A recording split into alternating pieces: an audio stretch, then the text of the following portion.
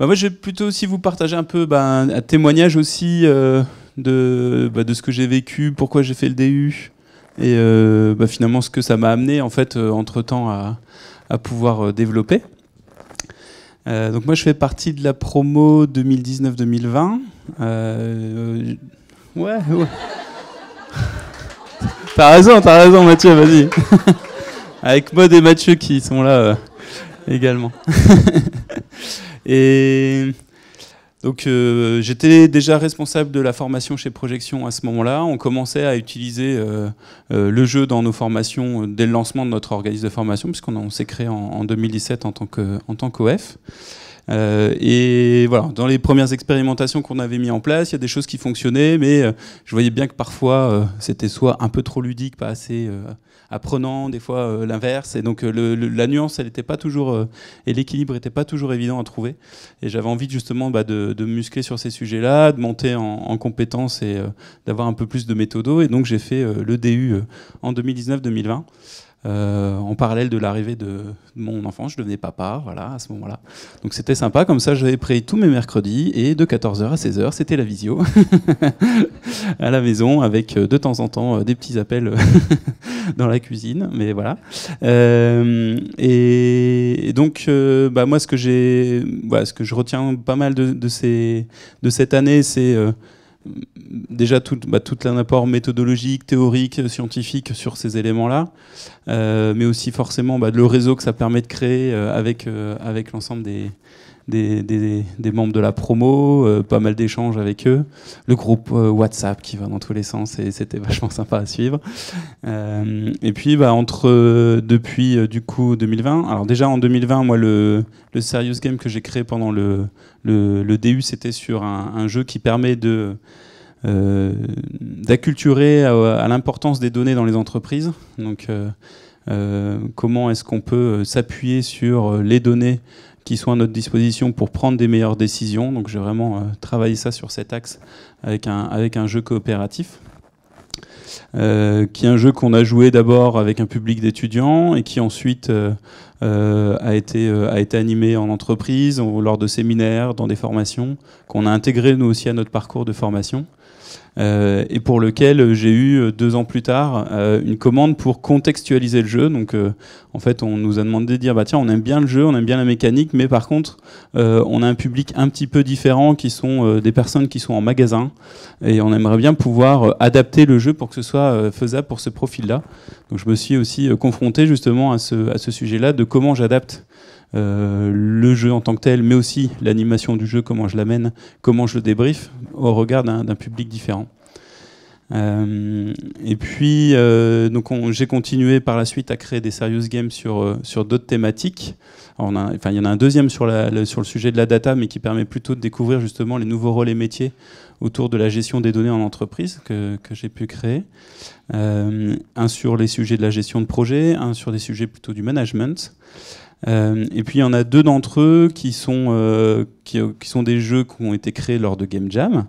Donc il y en a un qui s'appelle Planet Trusty, que Astrid et Thierry connaissent bien, puisqu'on l'a créé ensemble lors de la Game Jam qui a été animée par les Frappés du Game, donc avec Suzon, à Saint-Malo. Donc nous on était une des équipes à distance.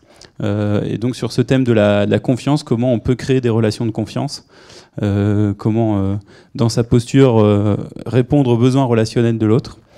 Qui est un jeu qui est né de cette Game Jam et qu'on a retravaillé à l'issue de la Game Jam avec l'équipe, puis pour lequel, avec Séverine qui travaille avec moi chez Projection, on a retravaillé un petit peu la partie design graphique.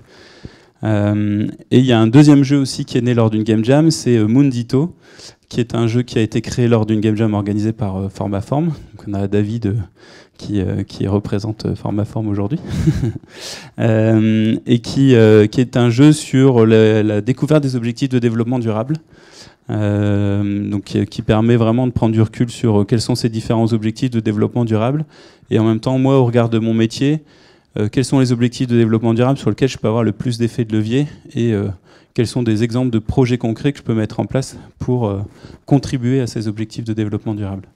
Voilà, donc ces 2 jeux-là sont des Open Serious Games. Les 2 sont en téléchargement sur notre site. Donc c'est-à-dire que le kit est prêt pour que n'importe quel animateur puisse se les approprier et les animer dans son contexte. Voilà, et puis j'ai aussi l'opportunité dès l'année 2020 de passer du côté obscur de la force, puisque Julien nous le proposait, à Mathieu aussi, qui a animé, donc on a animé ensemble une partie des cours du DU sur la culture ludique, et du coup ça m'a permis de rencontrer aussi certains d'entre vous. Donc sur la culture ludique, j'ai animé aussi deux cours sur la posture ludopédagogique et sur justement le parallèle entre les mécaniques de jeu et l'apprentissage. Voilà, dans les grandes lignes. Suspense. Et effectivement, donc on a eu en 2000, j'essaie de me rappeler les bonnes années parce que c'est pas facile. 2021, on a organisé une game jam aussi dans les locaux de projection avec Suzon, mais aussi avec Simon Keller et Laura Madins, sur le sujet des décisions collectives. Voilà, donc il y a eu pas mal de super protos qui ont été créés sur ce sujet-là lors de ces game jam, dont un qui a été jusqu'à l'édition et qui était porté par l'équipe de Formaform justement, qui s'appelle Les Mystères de la Chaussette Solitaire. Voilà, donc là, si vous allez sur le site de Formaform, vous pouvez aussi trouver ce Serious Game-là, si vous voulez expérimenter aussi des animations ludopédagogiques autour de cette thématique et des différents modes de prise de décision collective. Et puis ça nous a donné envie de continuer à rassembler cette communauté localement à Lille autour des sujets-là. Et quand on a eu donc le président de Ludinor qui a rencontré Simon en disant tiens, j'aimerais bien faire une partie du salon Ludinor qui soit dédiée à l'utilisation du jeu dans le milieu professionnel, on a dit allez, on fonce, on y va. On savait pas que c'était impossible, donc on l'a fait, hein, Audrey. Et donc c'est vrai qu'aujourd'hui Ludinor Pro, c'est déjà 2 éditions passées. Donc la première année c'était sur une journée à la salle Allende à Mons. Ensuite on est passé là sur cette année 2024 sur 2 jours complets dans les locaux de l'ISG. On a accueilli 230 personnes environ par jour en tant que visiteurs, plus d'une centaine d'experts du jeu qui venaient animer des conférences, animer des ateliers, des tables rondes, et qui partageaient aussi leurs offres et leurs créations sur des stands. Un grand jeu fil rouge, et puis c'est aussi donc cette quinzaine d'équipes, de personnes dans l'équipe d'organisation, dont font partie Audrey, Loïc, et que Émilie a rejoint d'ailleurs sur cette année. Et puis c'est aussi des bénévoles qui viennent le jour même pour renforcer l'équipe et qui sont précieux dans l'accueil des participants, dans le fait de mettre une super ambiance dans le salon, parce qu'on a toujours eu des beaux retours. Voilà, donc un petit peu sur ça. On est en train de préparer l'édition 2025 qui se fera... je sais pas. Alors c'est quoi la date, Julien, déjà, rappelle-moi. Et le lieu, c'est où? Non, on a... ouais, forcément on est obligé de démultiplier les pistes parce que justement on essaye de trouver le lieu qui nous convient, et en même temps c'est sur les lieux qui peuvent facilement accueillir ce type d'événement, on essaye d'abord de s'orienter vers les écoles, puisque c'est des lieux dans lesquels a priori il y a déjà un amphithéâtre, il y a déjà des salles dans lesquelles on peut avoir des écrans, dans lesquels il y a des tables de jeu, des chaises, ce qui est déjà vachement plus simple qu'une salle de spectacle pour l'avoir vécu la première année où la logistique était un peu plus complexe. Donc voilà, on se fait plutôt sur la fin d'année scolaire, puisque c'est un temps sur lequel en général dans les études supérieures les étudiants sont partis en stage, et donc il y a un peu plus de place pour pouvoir accueillir ce type d'événement. Donc on est en échange avec plusieurs écoles, mais voilà, on n'a pas encore le lieu ni la date précise, mais ça ne saurait tarder, donc n'hésitez pas aussi à suivre sur LinkedIn Ludinor Pro, comme ça vous serez au courant. On fonctionne de manière assez simple et ouverte, c'est-à-dire qu'on fait un appel à suggestion de sujets. Donc voilà, en général on fait une petite visio pour présenter justement l'événement, la date, le lieu, et comment ça fonctionne pour pouvoir proposer une thématique. Et donc les différents experts dont vous faites partie, puisqu'il y a quand même pas mal de personnes qui sont passées par le DU Apprendre par le jeu, qui sont devenus experts, animateurs sur Ludinor Pro. Donc vous pouvez proposer des conférences, des ateliers, des tables rondes, ou des thématiques sur lesquelles vous voudriez échanger, avoir un apport, mais sans forcément y aller seul. Et dans ce cas-là, on constitue effectivement ces tables rondes avec plusieurs experts.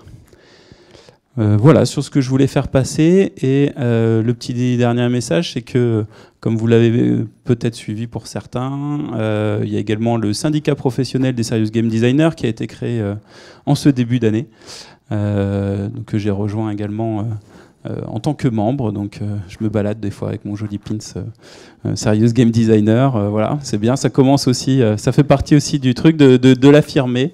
Voilà, donc ça c'est plutôt pour le volet asso. Et puis là, dans les créations plus récemment, puisque donc avant je créais plutôt des jeux pour les besoins de nos formations, et là depuis 2-3 ans maintenant, on commence aussi à créer sur mesure des jeux, des serious games pour des clients voilà, qu'on vient accompagner.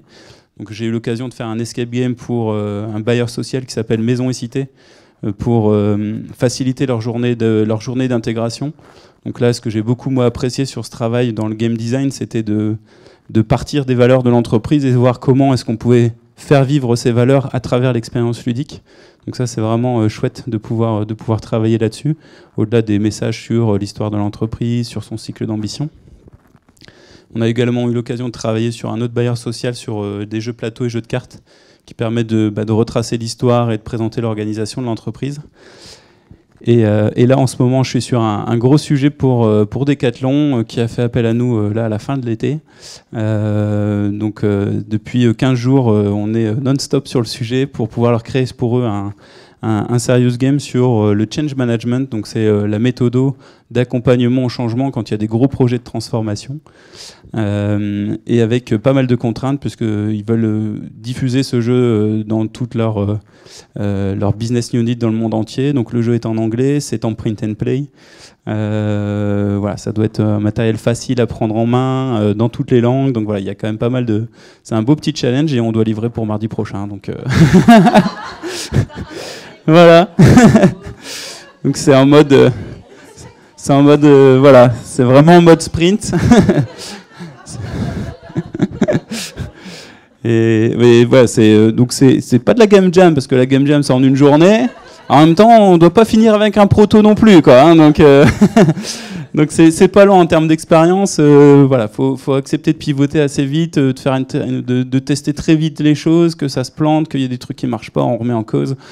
C'est reparti. Et ce qui n'est pas évident quand on est sur des délais très courts comme ça, c'est qu'on est déjà obligé de travailler assez vite, mine de rien, la partie création graphique, alors que le proto n'est pas encore complètement terminé. Donc voilà, des fois, il faut aussi rebosser le graphisme, ce qui n'est pas l'idéal. Mais en tout cas, très très belle expérience, et je serais ravi de vous en dire plus si vous le souhaitez. Voilà.